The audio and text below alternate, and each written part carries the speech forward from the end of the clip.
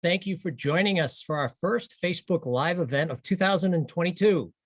So glad you're watching. I'm Rick, health coach in the program, joined as I often am by my fellow health coach and longtime colleague, Nancy. And I guessed we were debating this, who, Susan, you may think someone else has, but you do have the record with tonight's appearance. This is your fourth time joining us here. And so thank you for taking time out of your night to join in on the conversation, Susan. Yes, absolutely. Excellent. Guys, I'm going to jump right into it.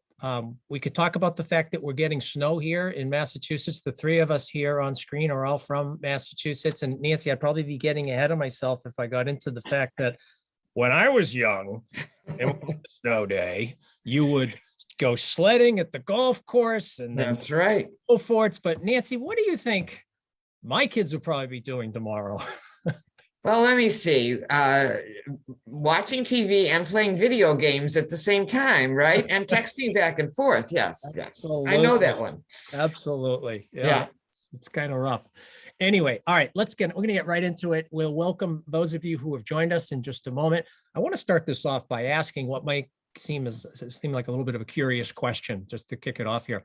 Related to weight loss and lifestyle change, have you ever said to yourself, God, I know what I need to do. I just need to do it. Chances are you have said that. I know I've said that. Nancy and I, when we spoke earlier, Nancy, you've said something like that to yourself many times. It's a very common sentiment and idea to have. But there's another expression that's also very common. You've all heard this one too. Knowing doesn't equal doing. So on one hand, I know what I need to do. I just have to do it. But then on the other hand, we have knowing doesn't equal doing. So how do you square these two concepts? Because they actually contradict one another. Yet you can find yourself at different times believing both of these ideas, despite the fact that one refutes the other. What they do have in common, though, is the idea that there is something very, very difficult about the doing part of lifestyle change. The doing is really hard whether you're just trying to start from ground zero. It's really hard to keep up lifestyle changes even if you've had some success making them. And as many people know, when you fall off the wagon, it's hard to start them back up again. So we're really going to unpack the doing part here in this conversation tonight as it relates to lifestyle changes to lose weight and to better manage health. So Nancy, we're going to cover a lot of ground. How are we going to organize this? So we're going to divide it into two parts. And we're going to start with the three things that make it so hard to just do it. And there are hurdles. These are things that we all run into. First of all, the environment, which as we'll talk about, is very unsupportive. The fact that people tend to rely on willpower, which doesn't work all the time. And then when you are faced with a challenge, it's just so much easier to give yourself a pass in the moment. Then we will turn the corner and we're going to talk about what do you do to overcome these hurdles.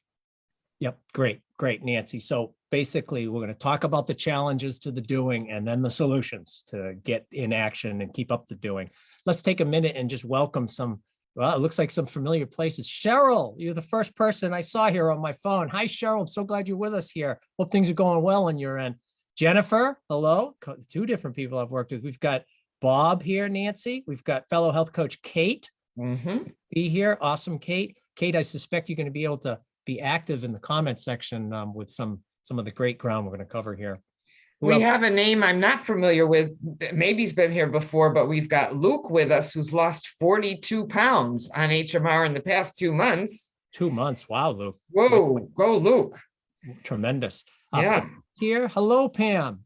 Yes. She's agreeing with those opening statements that I asked. Pam's already jumping ahead to talking about the environment here, Nancy. Really great. And Arlie is also here with us, so welcome. I'm sure we'll have more people joining us. I want to, Susan, it would be remiss for us to not, for people who don't know about your history, maybe you could just take a minute and just recap your experience in the HMR program. And then I'll also, if it's all right with you, I'd love to just share a pre and post photo. Yeah, go for it. As you're speaking. So go ahead, tell Tell the audience a little bit about your experience in the program. All right. Well, hi, everybody. I have been on HMR since April of 2019. And I started on phase 1, Healthy Solutions at the time we used to do phone coaching. It's, Zoom coaching, but I did that for about 8 or 9 months, lost about 75 pounds on phase 1. And then I switched to phase 2, and I've been, I think it was January of 2020. And I've been on phase 2 ever since. And during that time, I have had some ups and downs with my weight, but it's been within a kind of small range, and I've been able to maintain healthy weight for my 5-year-old's chiming in. I've been able to maintain a healthy weight throughout that time. But I still do have some ups and downs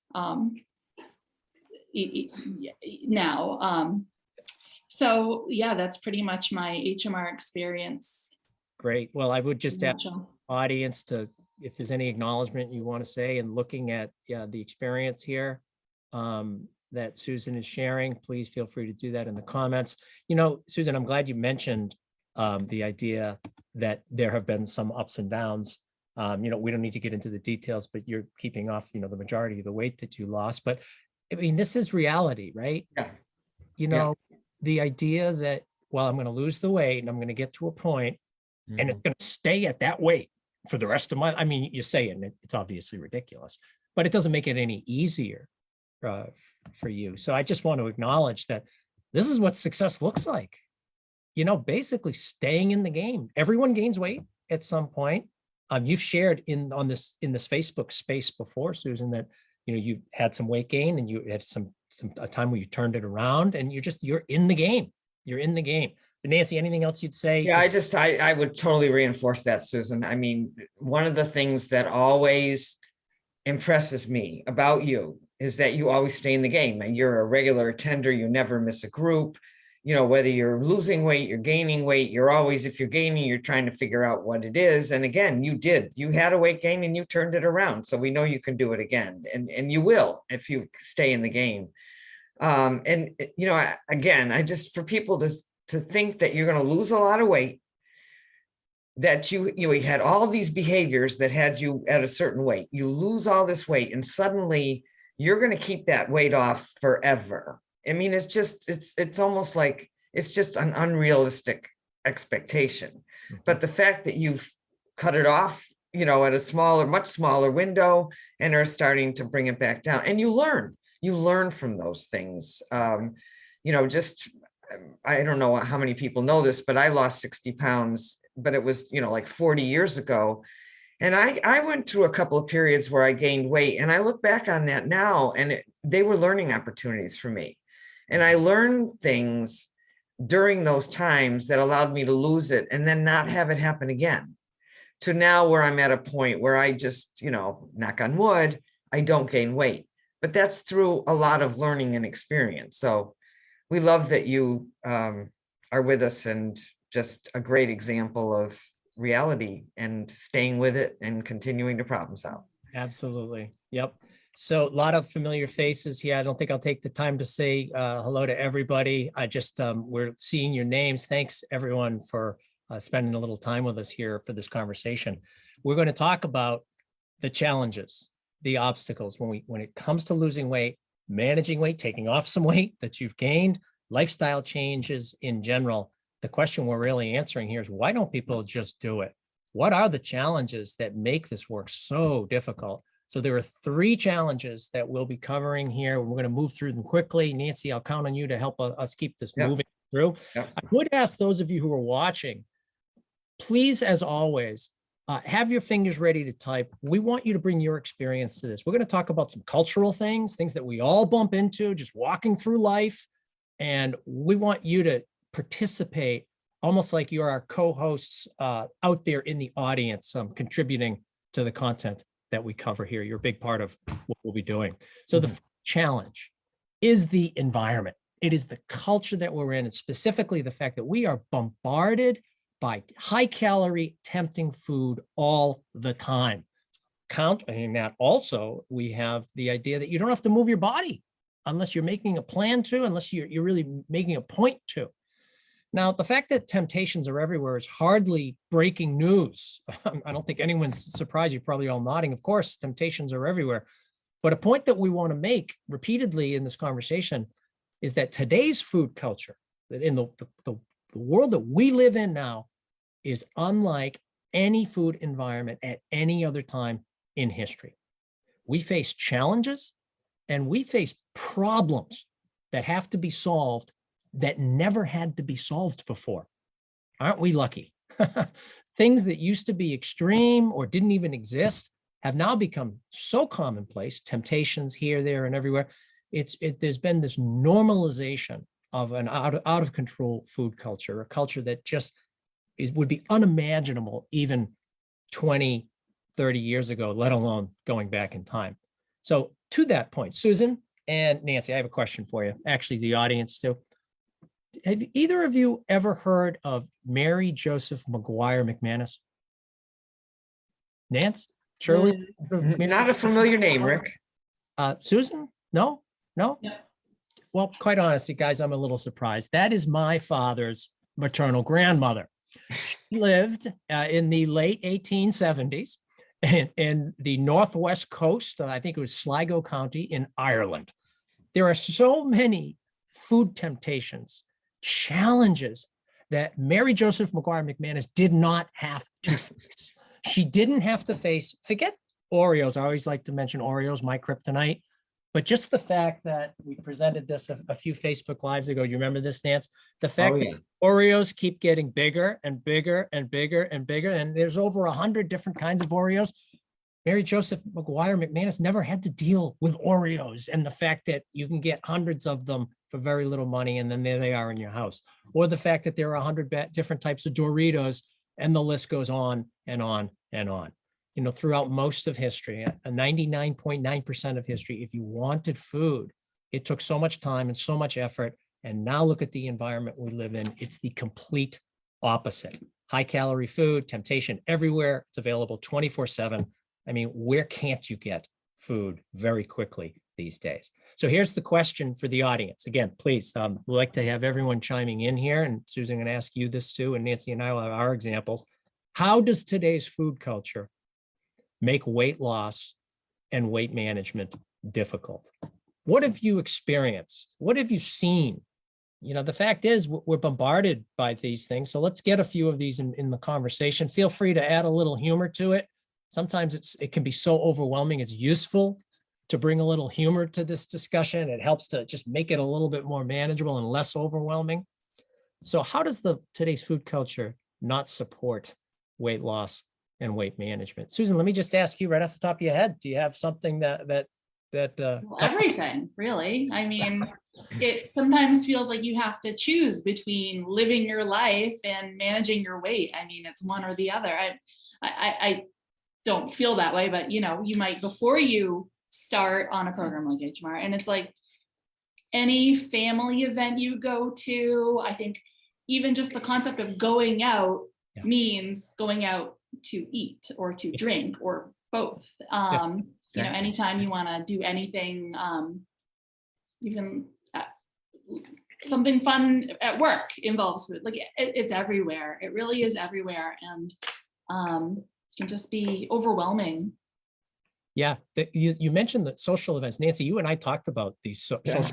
They all seem to involve food, and we debated, do we just go down all of the list of the social events? And we thought that it's every social event. That the more interesting question is, can you think of a social event that doesn't involve food, if not even be focused on the food? So that's your point, Susan. It's and Deb even said pre-COVID, most of my social life centered around food. I mean, that's what you do, right? Yes.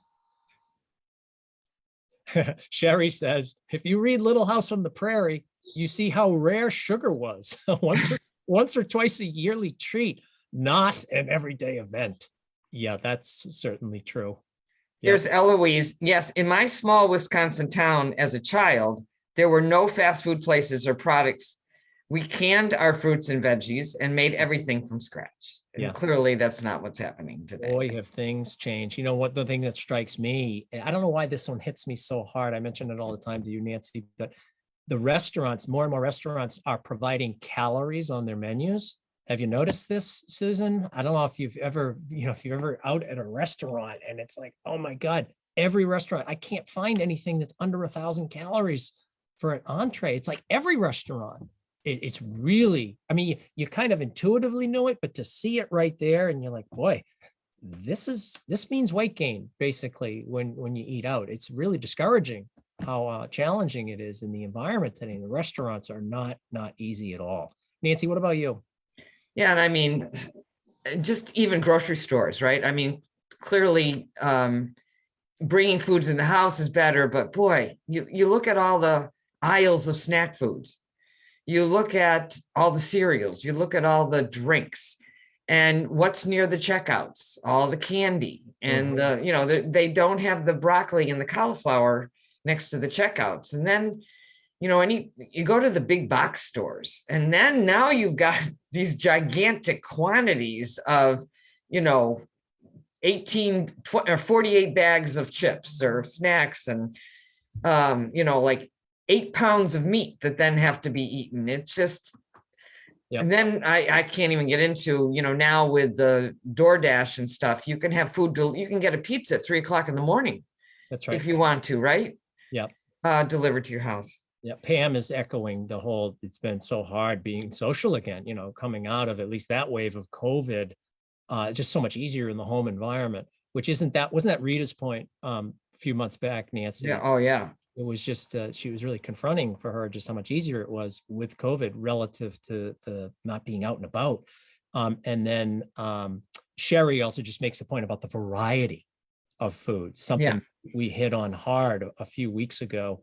We presented in a Facebook Live several different studies where the conclusion was pretty striking and stark. It's the more variety of food that's present, the more you eat. It's a mechanism that we're it happens subconsciously. We're not aware of it. More variety equals more calories.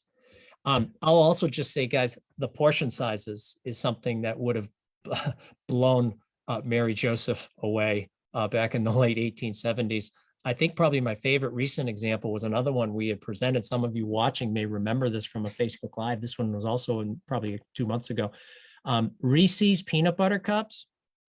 Around the holidays, they came out with their pie-sized peanut butter cup. Pie-sized, 9 inches in diameter, 3.5 pounds, 8,000 calories. So, and after we had finished our astonishment on all of that, Nancy, do you remember what they said? This was ridiculous. Yeah, it was a little writing on the pack. That was 48, serves 48 people or something. Serves 48 servings. It's like, we got the biggest laugh out of that. It's like, are you kidding me? Who are they kidding? 48 people. Oh my goodness. Serve the neighborhood with your 9-inch Reese's peanut butter pie. Well, the examples go on and on. The food environment is not supportive. I'm just going to mention quickly, guys, that there's the other side of the issue as well around the inactivity. We literally never need to move our bodies. And this is a new invention in society. You could never avoid physical activity historically. And now, and asking the audience, what services are there that remove our need to move? What mechanical devices do the work for us that we would have had to have done before technology continues to develop and innovate new ways to save us from needing to burn calories? So many different things. A recent study found that as sedentary as Americans were, this was about 8 years ago, that study was just updated. In the last 8 years, we have somehow, some way managed to add another hour of sitting to our day. And that was on the heels of researchers basically saying, that's it, we've hit rock bottom. We're as sedentary as we'll ever get. Nope, the new data is in, and we have added an hour of sitting. Just astonishing. And of course, now with COVID, it may be even more because people aren't even expending energy commuting a lot of times. They're at home all the time, right? So we've got that. But you think of all the remote controls people have. I remember even one example at one time when you had a manual typewriter and now you have the computer. It's just, you could go into a lot of details. The one I love is, years ago when we discovered a Roomba. And at the time, like we would show that at a training is, look at this. This is actually, you don't even have to vacuum your floor. You can lay down. And it's like, you can buy that anywhere now. People are on their third or fourth Roomba. So, again, not vacuuming, using the Roombas. And I'm not criticizing anybody that has one, but it's just another example of exercise taken away. Yeah, Eloise adds escalator, elevators. Marilyn, I think she's just confessed, my iRobot. Yes, same thing. And then how about now, even if you do takeout or anything, even if you drive to the restaurant or the grocery store, you don't even have to walk into the restaurant to get it. They'll just bring it right out to you. So it's just, and Rick, we were talking about the other day, I drove by a Dunkin' Donuts. Mm-hmm. There, which is another, just that in and of itself, but there was one car in the parking lot and then a line of cars to do the drive-through.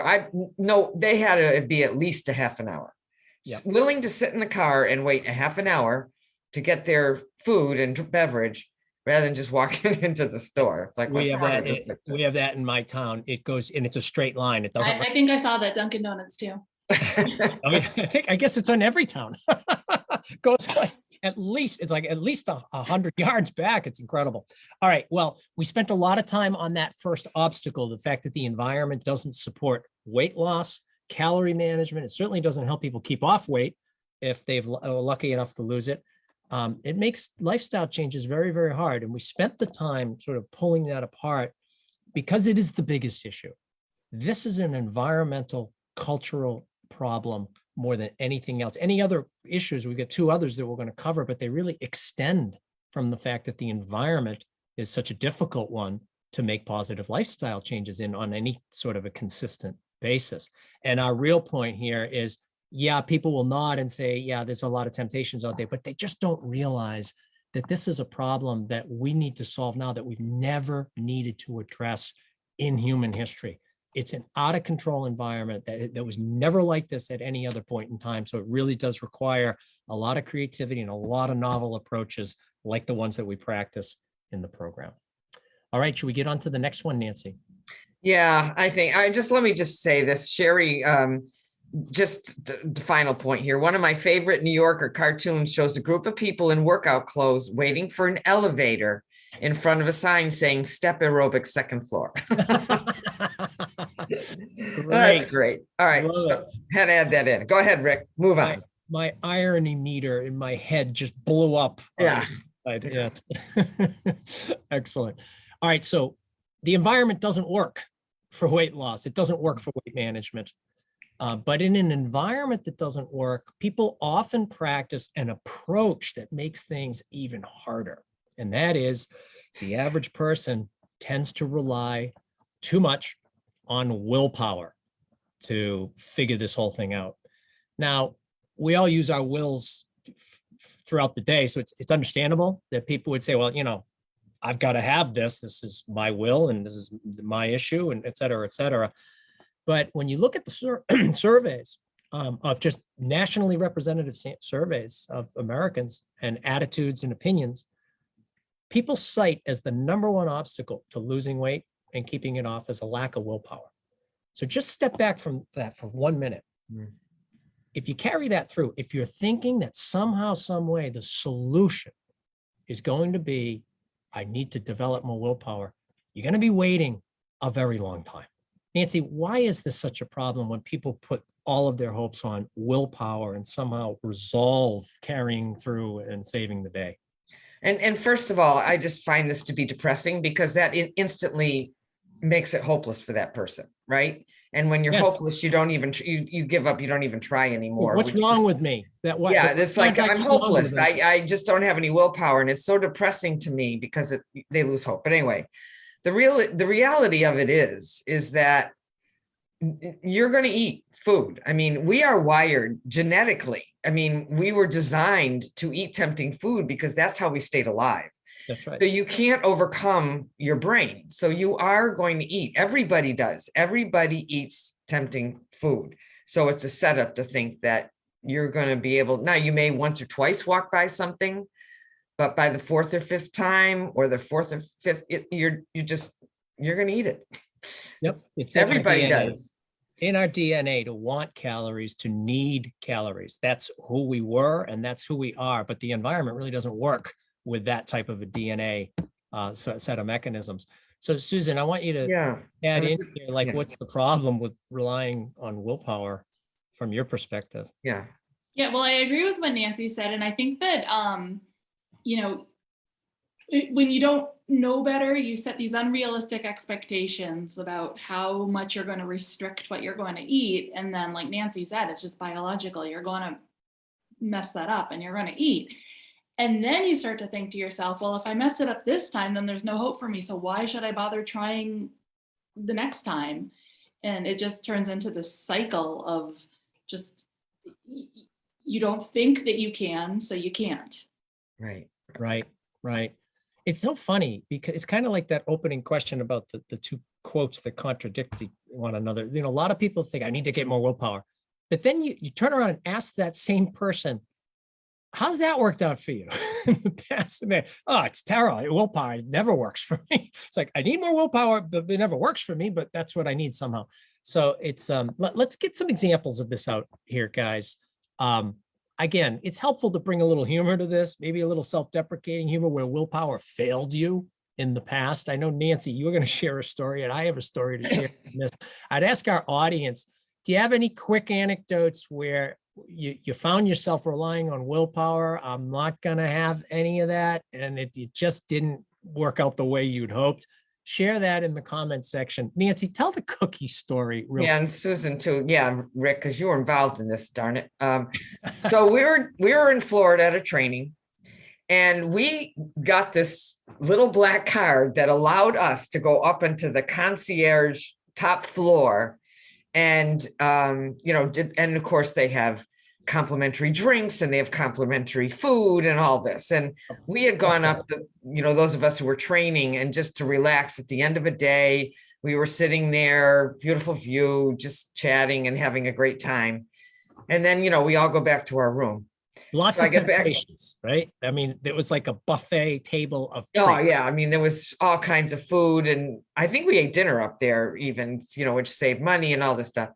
So I go back to my room and I'm unpacking my bag, and it's getting late. And out comes 2 gigantic cookies in a napkin. And I instantly knew Rick put them in there because he's that kind of person. So I've got these 2 cookies, which I would have never picked up myself. And they're in my room and it's late at night. And I ate them. I'm cursing him. And, you know, you would have thought I would have said, all right, I'll just have a little bit and then I'll throw them away. Or I really should throw them away. But I didn't. I ate both cookies. Yeah, I do regret doing that, just so you know. It's like really, it was funny to me at the time, but I don't know, maybe I'm a wiser kind of It was person. kind of mean, Rick, but anyway. I would never do that. No. These days, I was young and stupid. That was a long time ago. Oh, now you have to confess your pizza story. Well, yeah, real quick. This was awful. So we're getting snow here tonight, and this was a few years ago. We had a big snowstorm that came in, and it was a real problem. Somehow I was charged with picking up pizza for this party, and I had 4 pizzas in the passenger seat, and I got stuck in the snow, and the car wasn't moving, and I ate the whole top pizza. It was the one that I liked the most, and I may as well just say it now, Nancy. I said the old classic, I'll just have 1 slice, and I did that 8 times. Finished the entire pizza in the car, stuck with the pizza. It was just such an obvious example of me like trying to rely on willpower and failing over and over again. Susan, do you have any quick anecdotes about that? where willpower Well, have failed I don't know you? if I have any I'm willing to share with my husband in the next room because I used to keep my eating a secret from him. Good, good enough. You I don't. can relate to that. Yes, Yeah, yes. I mean, I I used did a to lot of that closet easing. buy a little like extra something from the grocery store that wouldn't make it into the house because it would be gone before I would get home. A great example. Yeah. Yeah. Often involved Ben and Well, Jerry's. we've got a good one from Kate's always good to share some of these stories. She made an apple pie for her husband when he was in law school, got stuck behind an accident on Mass Ave, was literally parked. After 30 minutes, she had consumed a corner. After 45 minutes, I ate the border. After 60 minutes, I just ate half, and I figured at that point I couldn't bring it home. Well, that makes all the sense in the world to just eat the whole thing. Yeah, these things happen. So Pam's agreeing. Susan, you're not alone. Secret eating, yes, I mean, it happens. Absolutely happens. Yep. So relying on willpower is, and we're going to talk about how to avoid that in a few minutes, but it's a really toxic combination of an environment that provides more temptations and more opportunities for calories than ever before. And people end up finding themselves in situations where they're going to just try to rely on willpower to not eat the tempting foods. That's a really fast track to failing. So the willpower is not going to be the answer. Now, there is a third thing that happens here. So we've got the bad environment, the bad approach, relying on willpower. The last thing that happens is the simple fact that when the going gets tough, it's just really in that moment easy to fool yourself, to come up with a little narrative in your mind that sort of minimizes the situation, but also gives the green light to falling into whatever old patterns may be waiting right there.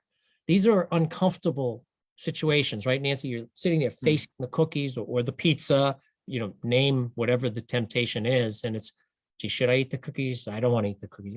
Should I eat the cookies? I really want the cookies, but gee, if it's been a good week, I really don't want to eat the cookies. Say a little bit more about that experience, Nancy, about how. Yeah, I think anytime you're in decision anxiety, whether it's you're facing it and you haven't actually done anything yet, or you've eaten it, or you started eating it, it's just like, something in your brain saying this isn't really what I should be doing, and you're uncomfortable. And we're human beings. We don't like to be uncomfortable. We don't like to feel that way. So we're going to, as quickly as possible, get out of that situation. So that's where you get well, I'll just have one slice, or, Kate, like, well, at this point, I might as well just eat the whole thing. Or me, like, well, I'll finish them and then they're gone. So that does kind of give you permission, right? It makes you feel better if you've already eaten it, or it just gives you permission to keep going. So it's very effective. Yeah, let's look at a visual of this that we share in the program. So, we call it the failure syndrome, where whether you're facing the cookies or you just had the cookies, whatever it is, somehow it's, we're tough on ourselves. We're judgmental. There's some self-perceived failure on our parts, which is why we put it in quotes.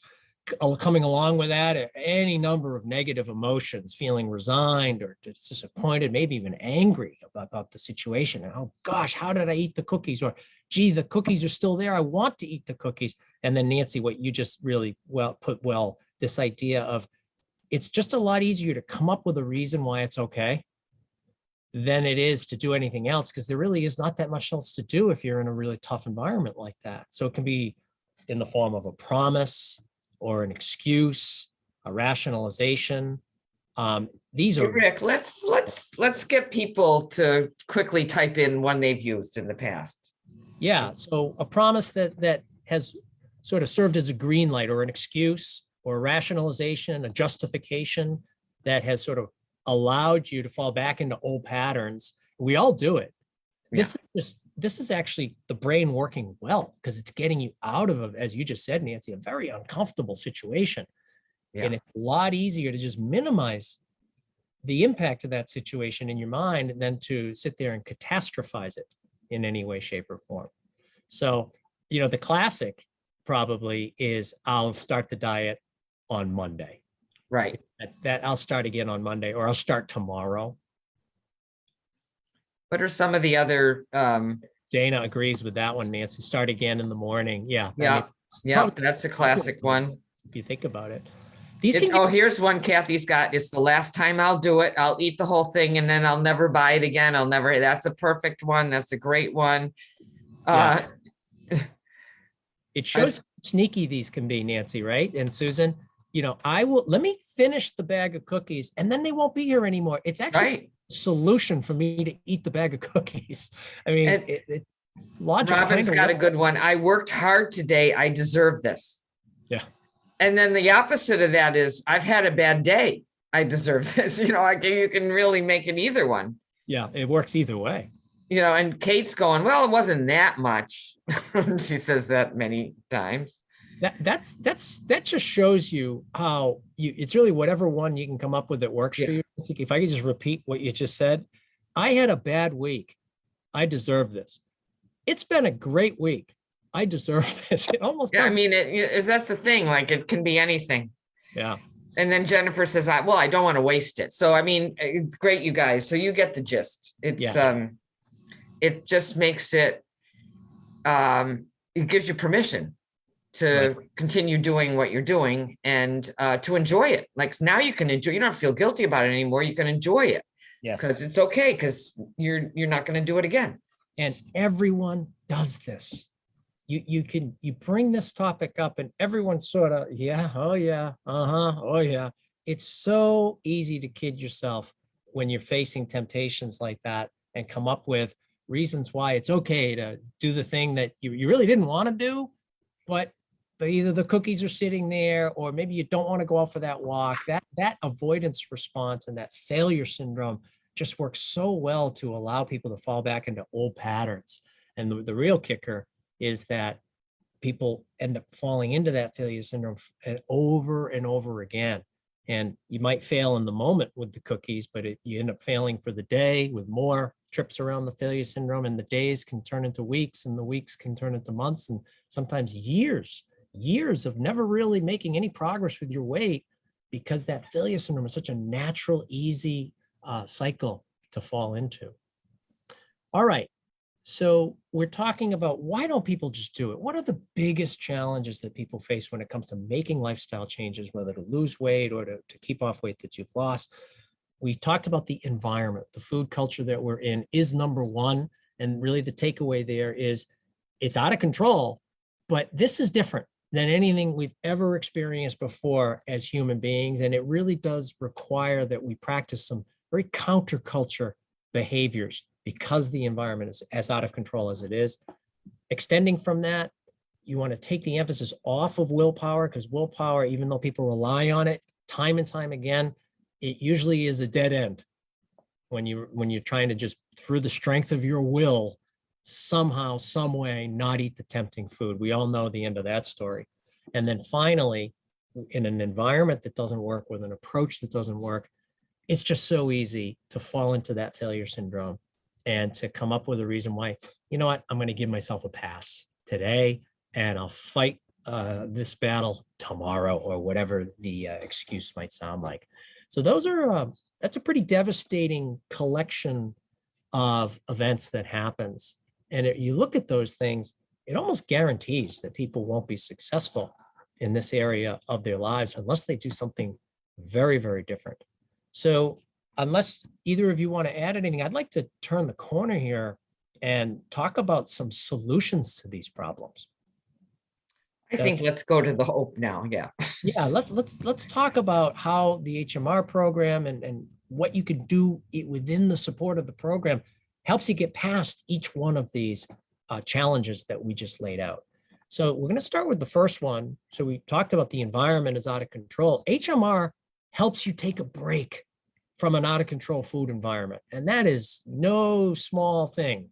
So Nancy, what are some of the structures and strategies that people practice that help them to do that? And I'd like the audience, Susan, as well, what are some examples of how you have used the program to take a break from the out of control food culture? So Nancy, just to wet the whistle here. Yeah, just real quickly. And then Susan, because you've got the both aspects here to talk about the perspectives of phase 1 and phase 2. Clearly in phase 1, we have being in the box. So that's like the ultimate way to distance yourself from the culture and your old habits to get started. And then certainly we have the meal replacements as a strategy to replace other things, reduce way down the number of decisions you have to make, which is also very stressful. We have the concept of environmental control and Yes. really trying to make your environment as supportive as you can, both by bringing things in that you can eat and eliminating things that tempt you as much as you possibly can. So those are just a couple of things. We've got the triple imperative in phase 2. So Nancy, I just would say each of those things, whether it's being in the box in phase 1, using meal replacements in either phase to take a break, environmental control, like literally managing your environment, these are pretty out of the ordinary ideas, right? Strategies. You know, the average person who doesn't know about HMRs, man, what are you talking about? But because of how out of control the culture is, you kind of have to practice some out of the ordinary countercultural strategies like these ones that you've just listed. So Susan, Yeah. you use any part of the program, or what have you done to take a break, whether phase 1 or phase 2, from the out of control food culture that surrounds us? Yeah, I think that when you ask that question, I immediately think of the beginning of phase 1, but I think that's because the way the program is designed, you start off with such a bang that it keeps you going. Like it just sets you off in the right direction. And then once you're going, you sort of keep it going. But at the very beginning, I remember being encouraged to pick a start time when I didn't have a lot going on that might get me off track right away. You know, pick a time when you don't have a lot on your social calendar. And even the idea that you should maybe, not forever, but just temporarily take a break from going to the restaurant or going to the event, because it's easier to just not go than to go and not be secure in your new behaviors yet. And I don't think that I'd ever felt like I had permission before to say no to those things. And so doing that just for a little while, I think just set me up until I had enough confidence to figure out how to go and manage those things. So I think when you start, if you put yourself in a little safe little shelter of HMR, that it's good until you feel like you know what you're doing. And then once you have that, it really helps to have a coach, because they can talk you through events that you have coming up, or, you know, just a difficult stretch. Even now, my coach, Melissa, on Monday night spent an extra 20 minutes alone with me on the phone after the call, because I'm kind of dealing with a little extra weight gain right now. And so we sort of problem solved alone afterwards. So I think that, you know, you start off on a good path, but then of course you're going to have ups and downs, and maybe some people like me a little more than others, I don't know, but you gain experience with what works to turn that around, and you just sort of learn and you keep it going. But I think it's really, really key to start off strong.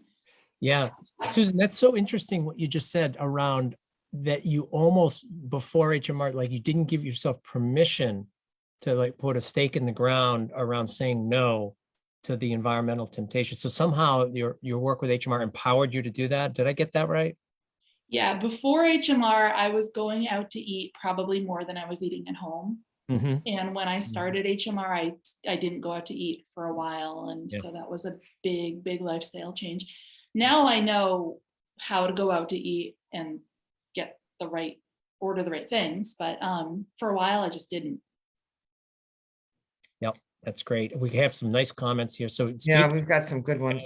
Can I share John's comment? I have no problem going to a lunch or dinner meeting with my own lunch and turning down their meal to protect what I have lost. That's taking a break. And that's wonderful. That's a counterculture right there. And being willing to be different from everyone else, because John's keeping off a ton of weight. A lot of weight. Such clarity to, you know, that doing that is what it takes, John. That's really awesome. And Pam sort of echoes the environmental control.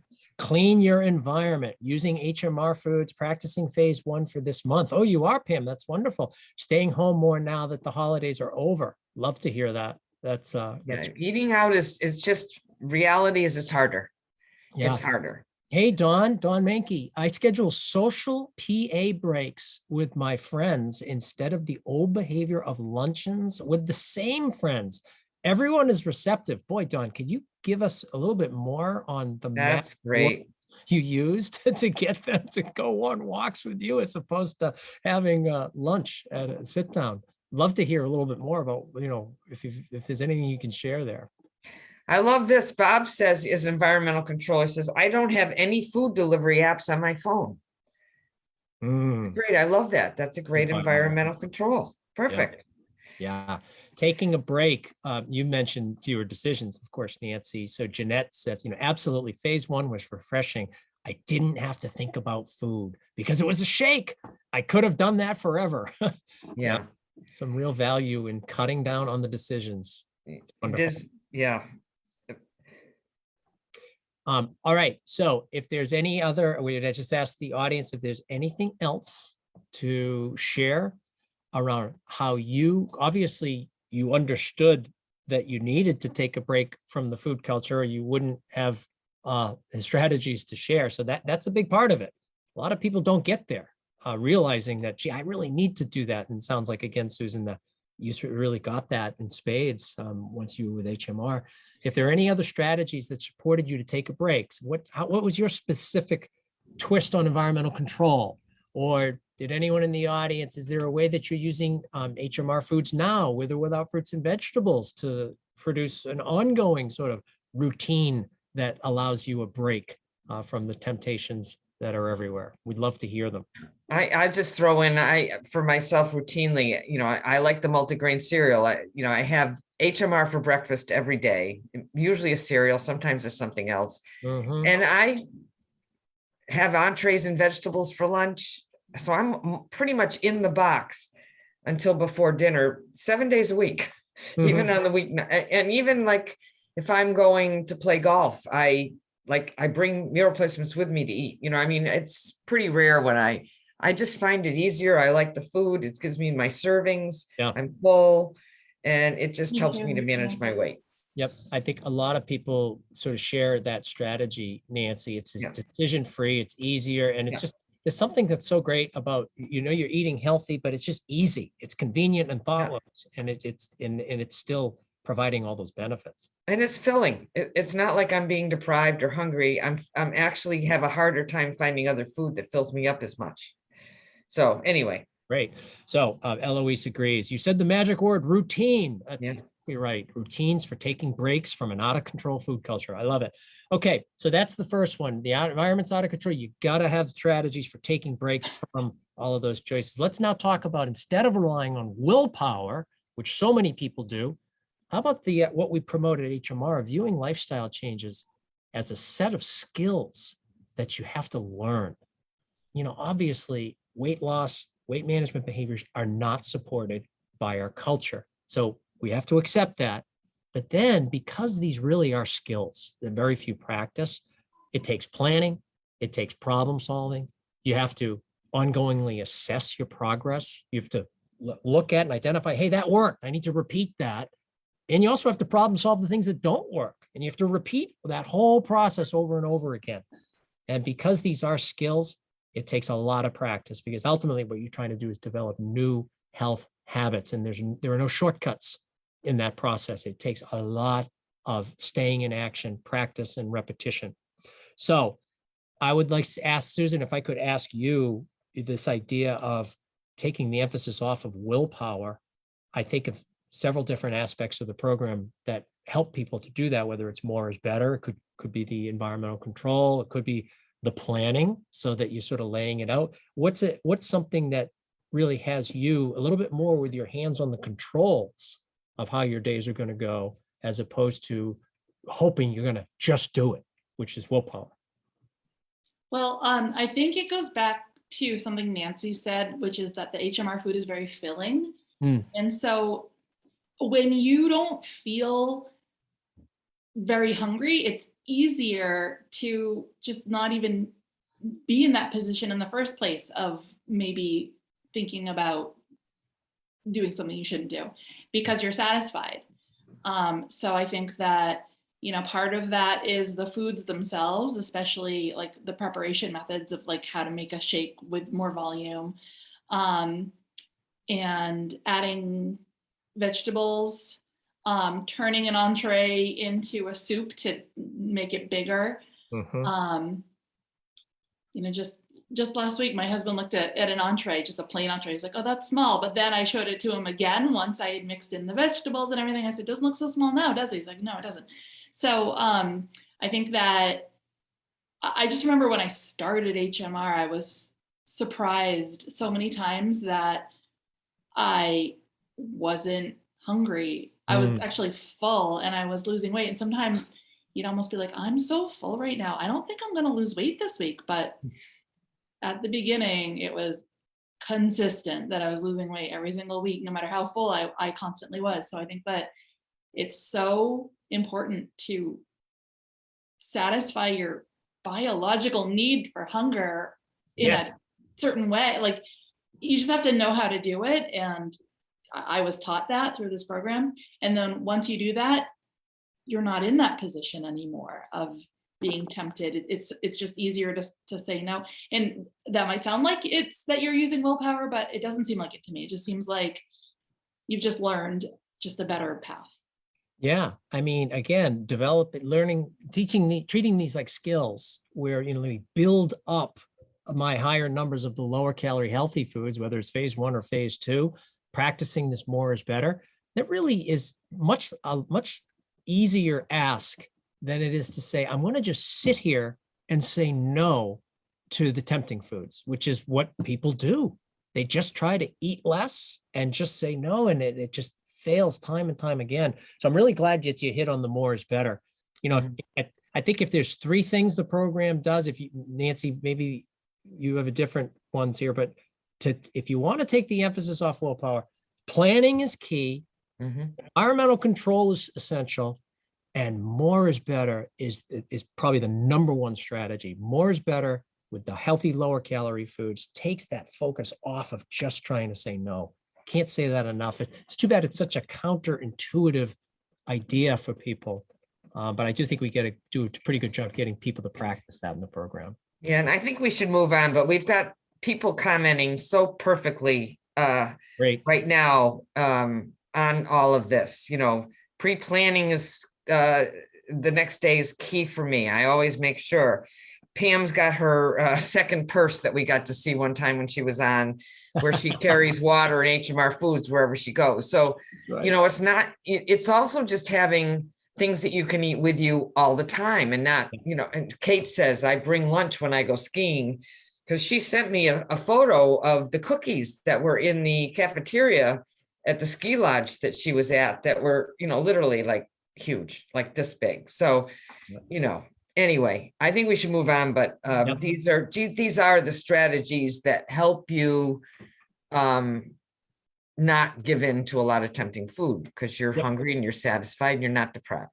All right. So we've talked about taking a break from the out of control environment. The more strategies you have, the better. We've talked about taking the focus off of willpower, looking at this more as skill power, planning, environmental control, giving yourself permission to practice more is better versus willpower.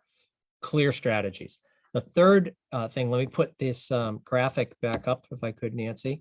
The third challenge, getting around this challenge of the failure syndrome, the goal, people have a lot of history of and experience with the failure syndrome. The goal is to develop ways to break this cycle as quickly as possible. So how does the program help them to do that?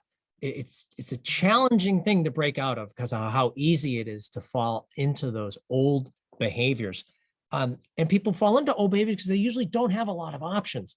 So really at bottom, one of the biggest strengths of the HMR program is we help people to develop successful strategies, more options for limiting the number of times that you fall back onto those old behaviors. So it's more of the to-dos to help you and to give you a better chance of not falling into the not to do's, so to speak. So Nancy, if we were to sort of put where those successful new strategies would be, it would be somewhere like this on this failure syndrome graphic, where you could be facing temptation, or you could have already fallen into temptation. Right. Either way, the way out of the failure syndrome and not to go around this time and time again is to stop the cycle by practicing successful strategies. What else would you say about that? No, I think that's it. You want to get to the point where your promised excuse, rationalization, whatever it is, isn't successfully allowing you to, give in. So you want to cut it off at the pass. Yeah. And this can be anything, right, Rick? I mean, different things for different people. One of the classics we always say, if you're in the box, is make a shake. Yep. Make and drink a shake. Have an entree. Do some physical activity. Just anything you can do that's a successful strategy can often get you out of this cycle. Yeah, and there's so many different food ones here. I'd like the audience to be thinking about, as we're closing down the episode soon here, just a last few things that you could share are, what are your best strategies that help you to break the cycle of the failure syndrome instead of, that moment falling into whatever the temptation is? Is it the pudding with fruit at night? Is there something else that you do? What are some of the food strategies, but also what Don shared, that PA can act as a very successful behavior and an avenue out of this cycle. Susan, what about you? Yeah. You already mentioned making the entree as a soup and a couple of other ideas. What's another favorite food strategy, or PA for that matter, that, in the past you might have done a few circles around this thing, but you're able to actually break that cycle because you have a lot of successful strategies and options to choose from now? Yeah, it's hard to pick just one because I think all of the above apply for sure. Right. That's fine. But you did sort of quickly mention just now the PA, so I'll just talk about that because we haven't talked about it much. I've said this on other HMR Facebook Live events that I've been on, but when I do my PA, which ever since the pandemic has began, it's been outdoor jogging. My Y shut down and never opened back up. So I do outdoor jogging, and whenever I go for a jog, I don't always really want to before I go, but I go through the motions of putting on my running clothes, and I get out the door and I do it. First of all, I never regret it. But secondly, every time I do it, it just reinforces this concept in my head that I'm a person who does this. And once I have that concept in my head, well, I'm also a person who eats like a person who does that too. So it's just mentally reinforcing in addition to the physical benefits of it. Yes. Yeah. I think that's really some of the value of PA, right, Rick? It's like, not only are you burning calories, but just the mental and emotional highs that you get from it. It just tends to bring other healthy behaviors along. Yep. It's perfect. Quick endorsement here, as simple as just the shake. Jeanette, yes, break the cycle of shame with a shake. Absolutely. It's probably the simplest, most basic procedure in the program, but boy, does it work to change the experience of going around the cycle. Really good. Another support for going out for a walk and exercise. That's great. Yeah, all of these chain breakers are really important. So this really is a big part of the work in HMR. If the failure syndrome is a problem, and it is a problem for so many people, the more successful strategies and ways that you have of exiting this thing, the better. And that really is a big part of our work together. All right. So I think that we can sort of bring this to a close here, Nancy. We've sort of talked about a lot. We started with the idea of, why don't people just do it? What are the biggest challenges? And we laid out 3 of them: the environment, the reliance on willpower, and the fact that Rick, why don't you take the failure syndrome off just to... Sure, thanks. Yeah. The environment, the reliance on willpower, and then the idea that when the going gets tough, it's really easy to come up with a reason why you give yourself a pass in the moment. But now we've just talked about the fact that there are things that you can do in the program to really lessen the impact of those challenges. I think for the first one, Nancy, you've always liked this phrase. It's really important to recognize that it is the environment that's out of control, not the people in it. It can feel with one's weight that you're out of control in so many different ways, but you have to recognize that this environment really is something else and nothing people have ever had to deal with before. So again, it's the environment that's out of control, not the people in it. If we all went back and lived with your great-great-grandmother, whoever she was, we would be we wouldn't be dealing with the issues we're dealing with. That's right. That's right. So, and then on top of that, really recognize the tendency, because most people do it, to put a little bit too much reliance on willpower. If you can, through planning and active problem solving, take the focus off of willpower through environmental control, through giving yourself permission with the more is better, treat these like skills. It's just such an easier journey. And Nancy, it is a journey, isn't it? Really? Yeah, and I just want to mention this again, and I mentioned it related to Susan earlier. Just everybody remember this, that this is a long-term process. Yes. You can't really shortcut it. It's a whole learning process. We always say it's a journey, and it really is. And the longer you stay with it, the more you'll learn. And part of learning is those times that are harder, that you're struggling. You learn as if you stay with it, you will eventually turn it around. It may be 2 weeks. It may take you 5 years to decide I'm going to start something again. I'm thrilled when we see people. Yeah, I was with HMR 10 years ago and now I'm back. Great. Wonderful. So yes, never give up. And it's all part of the process. That's it. And the big part of that process is continuing to look to develop new, more varied strategies and solutions, getting out of that failure syndrome, taking a break from the culture. It really is the work of a lifetime, but it's worth it. All the work and commitment is worth it. So let's wrap this up. Guys, thank you so much for spending the evening with us here. Hopefully this was a useful conversation for you. If so, let us know. And I will just say that we will be back for another live event in 2 weeks on January 20th. If you could mark your calendars, that would be great.